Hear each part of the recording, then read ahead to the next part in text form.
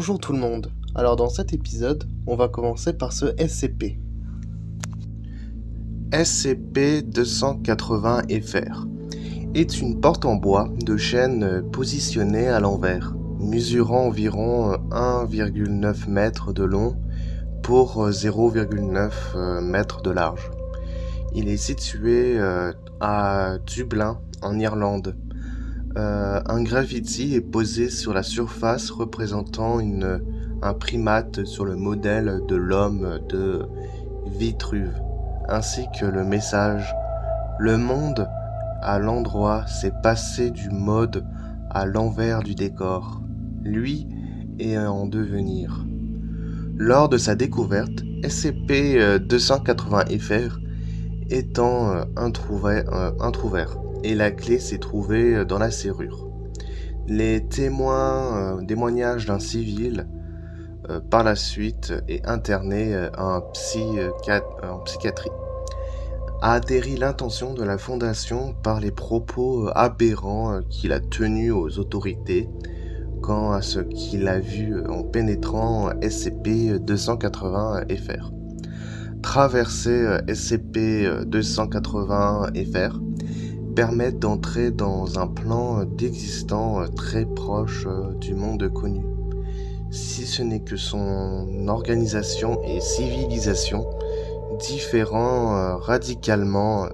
Les espèces minérales, animales et végétales sont indiquées à celles présentes sur la Terre, mais comprenant en plus des espèces éteintes lors de l'extinction de l'Holocène. Je crois que ça prononce comme ça. De toute façon, je mettrai la prononciation au montage, si vous voulez me corriger par mon prononciation du mot.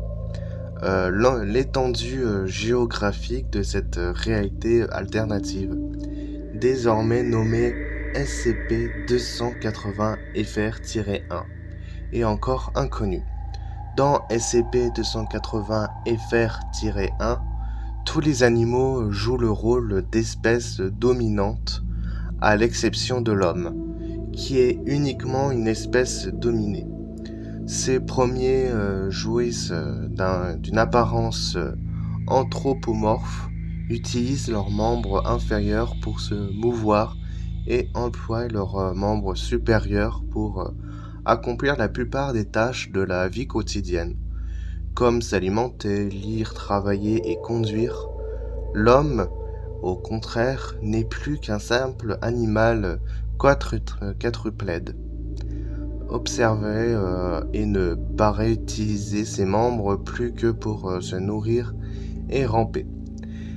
C'est comme si on prenait les animaux et qu'ils inversent avec nous, que maintenant c'est nous qui devenons à peu près les animaux qui marchent à quatre pattes et que c'est les animaux qui deviennent un peu comme des humains quoi, mais avec des têtes d'animaux quoi.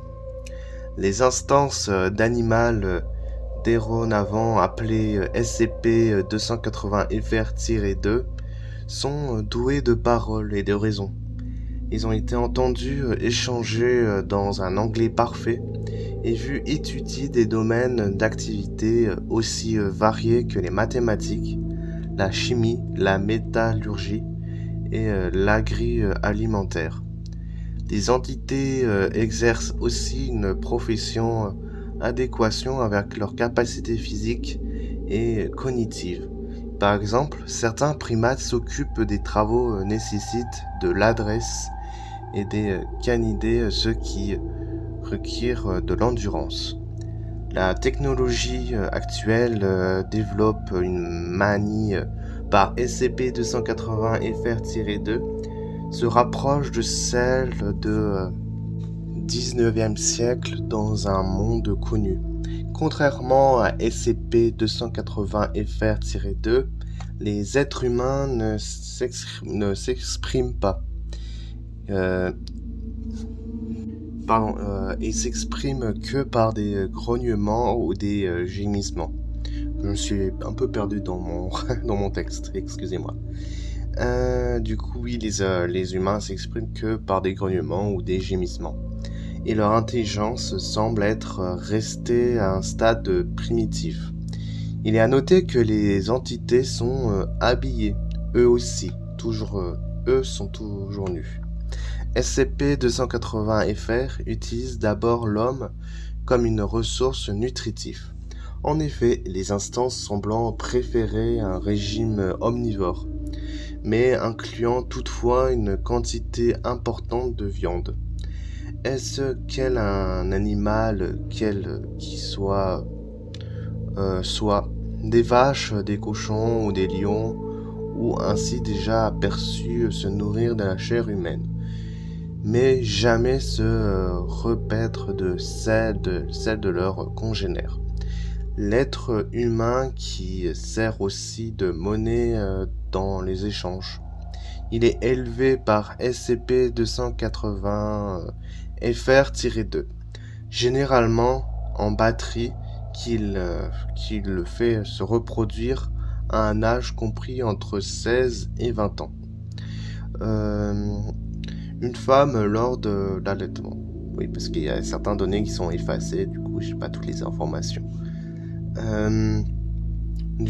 Dès que l'enfant est âgé de 8 mois, il est séparé de ses parents qui sont, eux, conduits à l'abattoir où leur viande est préparée puis distribuée. Leur peau et os et autres organes sont en outre employés dans la confection d'habits, de meubles ou d'instruments et d'accessoires divers. L'homme est également utilisé par SCP-280-FR-2 comme animal de compagnie. Si dans l'ensemble la majorité des instances humaines sont traitées avec tout soin dont sont capables les entités animales, certains cas observés révèlent que d'autres souffrent de malnutrition ou sous-nutrition. Ils se trouvent dans un état d'hygiène préoccupant. Une minorité d'individus humains semblent victimes de blessures infligées par leurs propriétaires et meurent quelquefois de celui-ci. Bien que la législation locale condamne habituellement un tel comportement, d'autres sont exilés dans des cirques ou exposant dans des zoos s'ils présentent une caractéristique physique ou mentale atypique. SCP-280-FR-2 s'en servent aussi fréquemment comme un monstre. Enfin, le corps des humains décédés est quelquefois empalé par une figure dans les foyers de leurs propriétaires ou dans des musées d'histoire naturelle.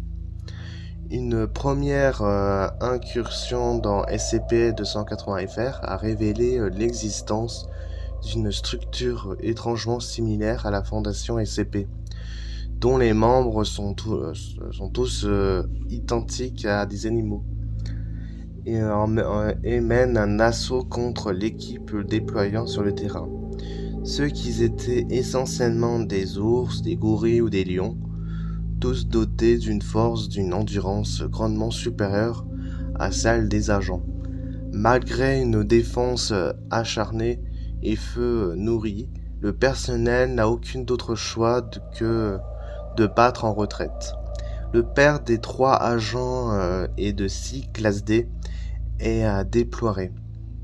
Des recherches ultérieures établiront qu'ils ont été incarcérés par SCP-280-FR-2 dans des installations identiques comme étant des complexes carcéraux et laboratoires équipés, où la plus récente expédition rapporte les avoir aperçus subir une étude minutieuse de leur organisme par des procédés archaïques, comme une dissection sans anesthésie préalable.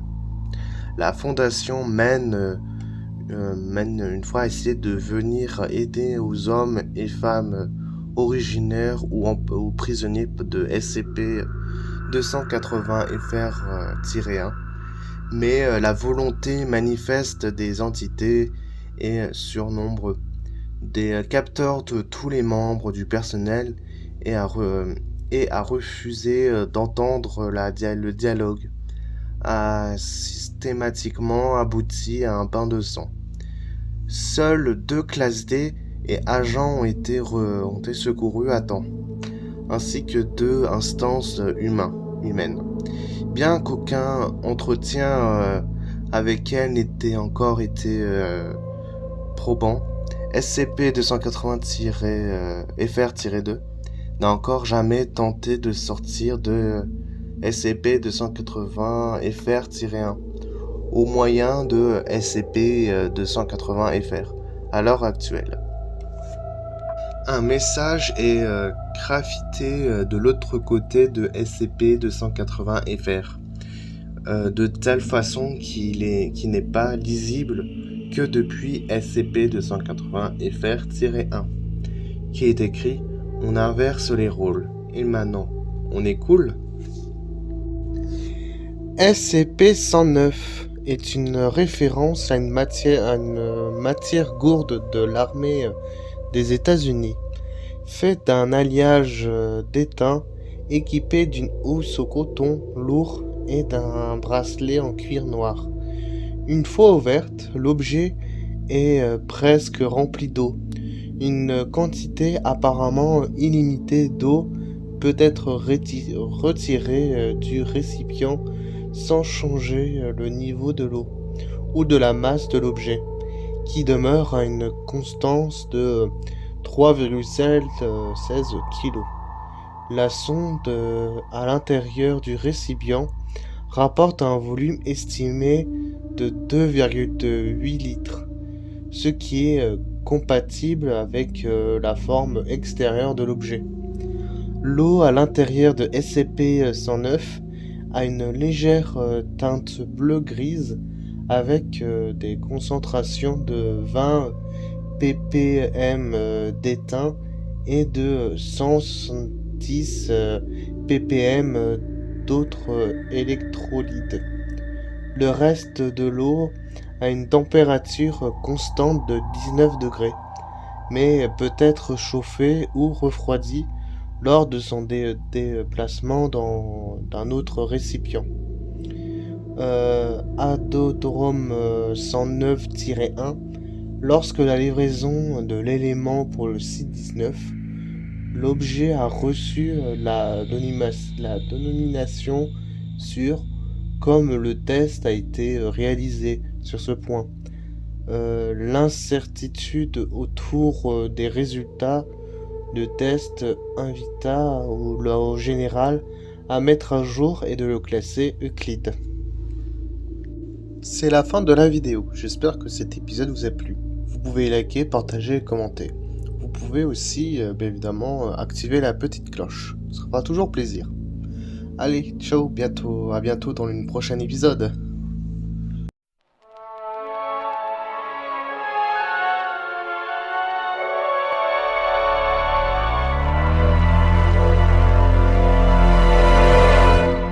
Sure, it's a common notion, perpetual emotion, but I don't need the comfort.